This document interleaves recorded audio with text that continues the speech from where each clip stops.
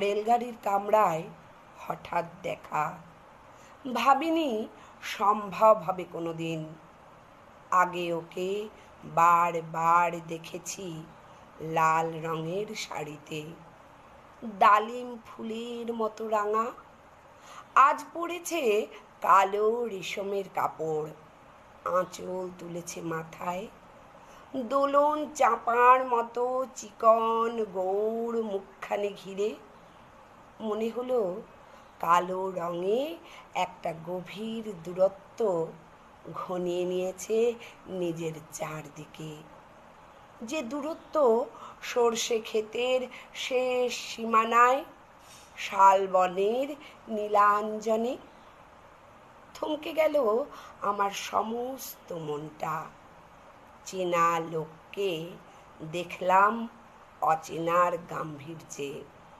হঠাৎ খবরের কাগজ ফেলে দিয়ে আমাকে করলে নমস্কার। সমাজবিধির পথ গেল খুলে। আলাপ করলেম শুরু। কেমন আছো, কেমন চলছে সংসার, ইত্যাদি। সে রইল জানলার বাইরের দিকে চেয়ে, যেন কাছের দিনের ছোঁয়াচ পার হওয়া চাহনিতে। দিলে অত্যন্ত ছোট দুটো একটা জবাব, কোনোটা বা দিলেই না, বুঝিয়ে দিলে হাতের অস্থিরতায়। কেন এসব কথা? এর চেয়ে অনেক ভালো চুপ করে থাকা। আমি ছিলাম অন্য বেঞ্চিতে ওর সাথীদের সঙ্গে।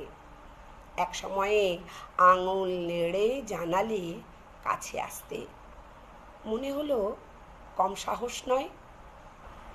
বসলুম ওর এক বেঞ্চিতে। গাড়ির আওয়াজের আড়ালে বললে মৃদুস্বরে, কিছু মনে করো না। সময় কোথা সময় নষ্ট করবার? আমাকে নামতে হবে পরের স্টেশনে। দূরে যাবে তুমি, দেখা হবে না আর কোনো দিনই। তাই যে প্রশ্নটার জবাব এতকাল থেমে আছে, শুনবো তোমার মুখে।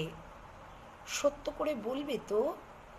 আমি বললাম, বলবো।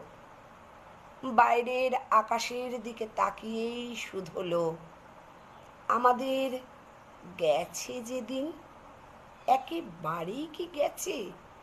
কিছুই কি নেই বাকি?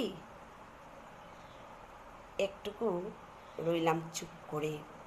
তারপর বললেম, রাতের সব তারাই আছে দিনের আলোর গভীরে। খটকা লাগলো, কি জানি বানিয়ে বললেম নাকি। ও বলল, থাক, এখন যাও ওদিকে। সবাই নেমে গেল পরের স্টেশনে। আমি চললেম একা।